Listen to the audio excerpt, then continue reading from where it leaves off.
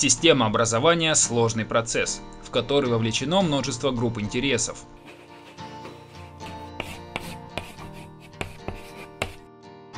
Это, конечно же, ученики и стоящие за ними родители, люди, на которых направлена система.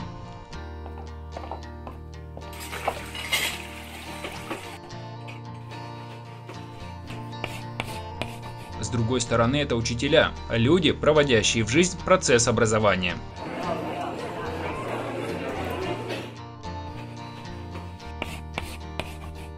С третьей стороны, это административные структуры, начиная от школы и заканчивая государством. Таким образом, мы видим, что в процесс образования вовлечено множество людей, от непосредственных его участников в виде учителей и учеников до чиновников разного уровня, которые регулируют и контролируют процесс.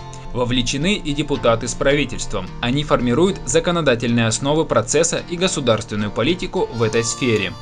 На каждом этапе или в каждой из обозначенных сфер могут возникать инициативы, запросы, проекты и программы, так или иначе касающиеся процесса образования. Даже ученики, действуя через родителей или школьные демократические институты, могут заявлять и реализовывать те или иные проекты, касающиеся процесса их обучения. Аналогично могут действовать и учителя, родители и школьные комитеты. Государственные органы, в свою очередь, реализуют проекты и программы, исполняют регламенты, которые в конечном итоге направлены на последовательное улучшение качества образования. Итак, мы видим в сфере образования разворачивание большого числа различных процессов, от частных, ученических или родительских инициатив до реализации комплексных долгосрочных государственных программ. Согласно стратегии развития образования Кыргызской Республики до 2020 года, мониторинг и оценка являются одними из основных инструментов повышения качества образования. Дело в том, что реализовывать эффективное управление при участии стольких субъектов, групп интересов и вовлеченных невозможно без этого инструмента.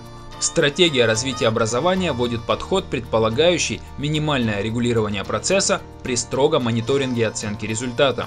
Этот подход лежит в основе управления системой образования. Тут важно заметить, мониторинг и оценка не являются самоцелью.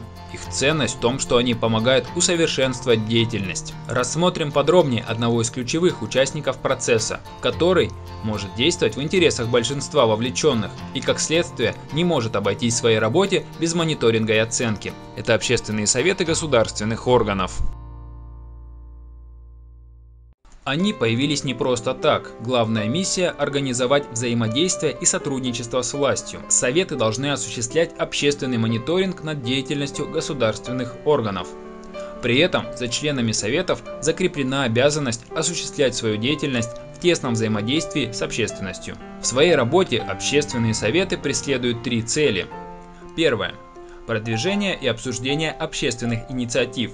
Вторая – содействие государственным органам и структурам в подготовке и принятии качественных решений. Третье – повышение прозрачности и эффективности использования финансовых средств.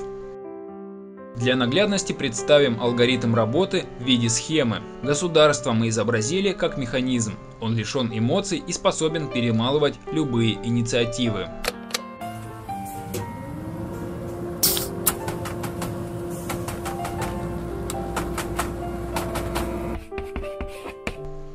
Общество представим в виде множества людей, находящихся в бесконечном диалоге друг с другом и между собой. Это взаимодействие и рождает инициативы, общественный запрос и многое другое. То, с чем, собственно, и должен работать общественный совет.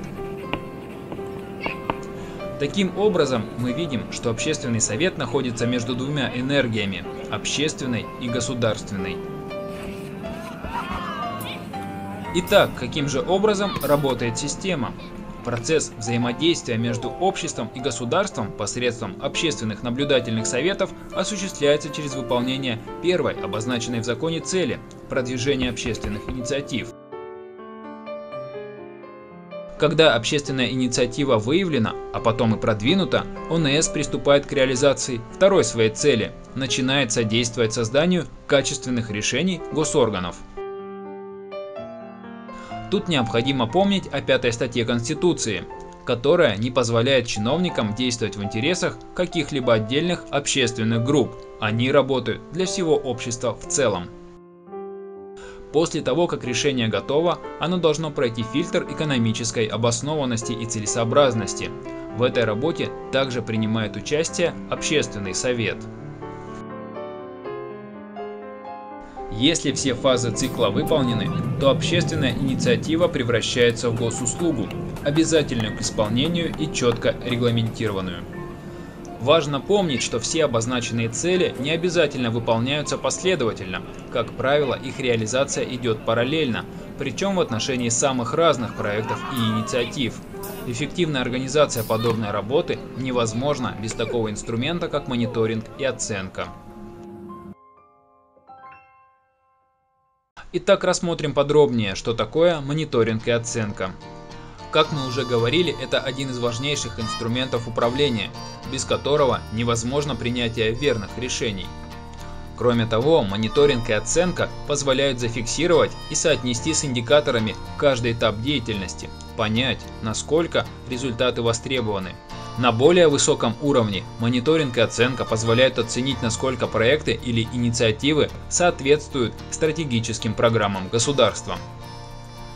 Общественные советы должны помогать госорганам готовить и принимать качественные решения. Это осуществляется в том числе через внедрение цикла управления, основанного на результатах. Суть этой управленческой технологии в постоянной проверке того, насколько граждане удовлетворены тем или иным принятым решением или действием. Управленческий цикл начинается с обсуждения потребностей и запросов к образованию различных групп интересов. Каждая группа при этом вносится в специальную карту. Она состоит из бенефициаров, которыми могут быть группы людей, местные органы управления, коммерческие структуры, институты, агентов, реализующих услуги, например, НПО, государственный сектор, бизнес, и партнеров. В этой роли могут выступать доноры, правительства, министерства и ведомства. На основе этих данных создается логическая матрица, которая является ключевым инструментом в формировании государственных программ. Рассмотрим ее подробнее. По вертикальной шкале она представлена следующими графами. Первое – это вклад, то есть ресурсы, выделенные на программную деятельность, к ним могут относиться деньги, активы и люди. Второе – это действие, то, как используются ресурсы. Также к действиям можно отнести товары и услуги, предоставляемые проектом. Следующий пункт – это продукты. К ним относятся услуги и товары, полученные пользователями. Весь этот этап можно обозначить общим словом «реализация». Традиционный мониторинг занимается именно этими тремя этапами, но в логической матрице есть еще один смысловой блок, который обобщенно можно назвать результаты. Он состоит из двух дополнительных параметров – результата и воздействия. Результат – это влияние на изменение поведения, возникающее в результате того, что группы интересов используют продукты проекта. Другими словами, результат можно обозначить как основную цель в плане постоянной пользы, извлекаемой бенефициарами. Он измеряет и определяет успех проекта. Воздействие связано с результатами на уровне общины, региона или страны, в которые проект вносит вклад. Другими словами, это долгосрочные и широко распространенные улучшения в обществе. Движение по матрице происходит следующим образом.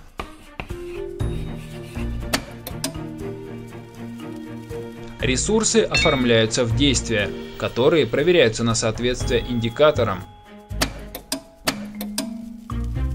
Из действия появляется продукт, то есть нечто, чем бенефициар может воспользоваться. Продукт также обязательно проверяется на соответствие индикаторам.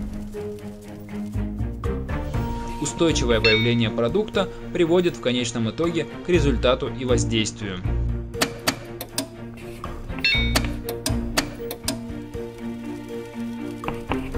Из матрицы видно, что каждый из приведенных этапов жестко мониторится и оценивается, что позволяет корректировать движение, а также получать данные, на основе которых принимаются качественные решения. Общественные советы могут инициировать проведение мониторинга по любым вопросам, касающихся реформ или других изменений в учебном процессе, который по каким-то причинам кажется неудовлетворительным. Для этого им необходимо сотрудничать с профессиональными организациями в области оценки и уметь точно формулировать запрос. Результаты мониторинга общественные советы могут обсуждать с государственными органами различными способами, предоставляя отчеты, проводя совместные открытые обсуждения с группами интересов и ответственными подразделениями.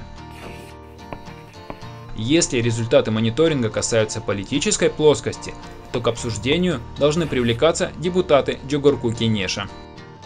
Общественные советы также могут отслеживать, как внедряется система мониторинга и оценки в деятельность Министерства образования. А это означает необходимость увидеть комплексные изменения, появление новых протоколов внутри министерства, проведение обучения ряда сотрудников, появление новых квалификаций. Это необходимо для того, чтобы принятие решений в Министерстве образования и науки происходило с опорой на данные и становилось все более прозрачным и эффективным.